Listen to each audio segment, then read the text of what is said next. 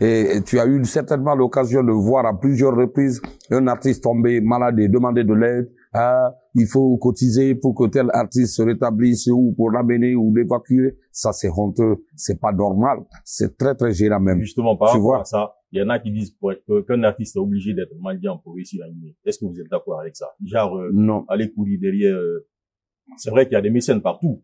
Mais en Guinée, on a tendance, il y a des gens quand même qui veulent qu'on court derrière eux pour pouvoir s'en sortir. Est-ce que vous partagez cet avis? Non, moi je ne partage pas cet avis. Je ne partage pas cet avis.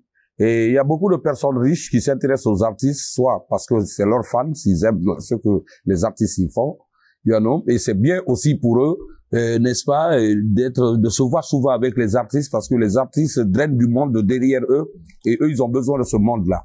Donc, c'est un échange entre les hommes riches et les hommes populaires.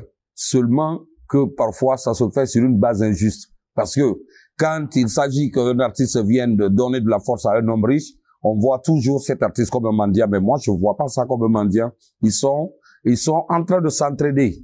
Mais souvent, c'est pas sur une base égale. C'est pas une base juste. Parce que, voilà, on pense que non, l'artiste, il vient derrière tel pour avoir de l'argent, alors que tel a besoin de l'artiste pour imposer, asseoir aussi, n'est-ce pas, son pouvoir d'homme riche et avoir, n'est-ce pas, beaucoup de monde qui suivent l'artiste aussi, que ces personnes-là soient avec lui. Ils le font aussi pour être populaires, ils le font aussi pour être vus, pour être connus, parce qu'ils savent que quand un Takana me soutient, quand un Takana est avec moi, tous ses fans, ou une grande partie de ses fans, ils peuvent me soutenir, c'est ça. Donc, moi, je ne prends pas ça pour de la mendicité. Je prends ça pour une relation, d'entraide entre frères. Malheureusement, quand les gens ne sont pas assez éduqués, ils voient les choses à l'envers. Tu vois, ah non, ils sont pipés ici, pour voir tel Richard, c'est la mendicité, ça. Non, le Richard, il a besoin de l'artiste. Le Richard, il a besoin maintenant. Ça dépend comment certains artistes le font. Parce que, comme on appelle, fréquenter continuellement une même ou bien ou partout, tu vois, toi, chaque homme riche est ton ami, ça, quand même, c'est bizarre, tu vois, c'est bizarre aussi. Tu vois, c'est des codes, chacun a son clan, chacun a son groupe, chacun a son mécène, chacun a son, voilà, ces gens qui viennent l'aider parce que tout seul, on ne peut pas faire grand chose, tu vois. Quand tu fais, faire un grand concert au stade, il faut que tu dépasses dans les 300 à 400 millions. Mais tu ne vas pas aller prendre ça dans ton compte personnel, pour investir. Et si ça ne marche pas, comment tu vas faire? Tu as besoin de sponsors par-ci et par-là. C'est ça. C'est ça. Il faut que les gens, ils se donnent la main, ils poussent leurs artistes. Dans d'autres pays, les gens, ils investissent plus sur la musique. C'est pourquoi la musique guinéenne est en train de boiter. On veut, il y a du talent, mais les gens ne comprennent pas pourquoi ça bouge pas.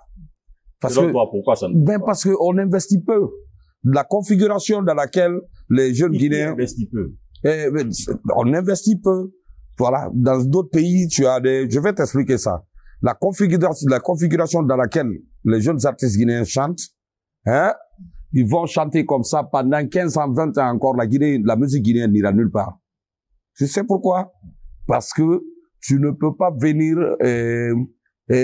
en compétition sur le marché international ou le marché régional ou sous-régional ou africain avec un clip qui a été fait à 5 millions, 6 millions, très très rapidement, Même si les jeunes techniciens et réalisateurs sont intelligents ici, ils ont des astuces, ça ne peut pas compétir avec les gens qui viennent, qui mettent 50 000 $ pour la réalisation d'un seul clip. C'est ce que le Nigeria, ils font. Exactement. Donc, pour que la Guinée soit à ce stade, il faut mettre le paquet, comme les Nigériens, ils le font. Ouais. Tu enregistres un son, tu mets 5, 10, 15 000 $, 20 000 $ sur un son, tu vois, tu le mets là-dessus, tu le fais mixer par un très, très, très grand ingénieur, et ensuite, tu prends tes 30 à 40 000 $, tu investis dans ton clip.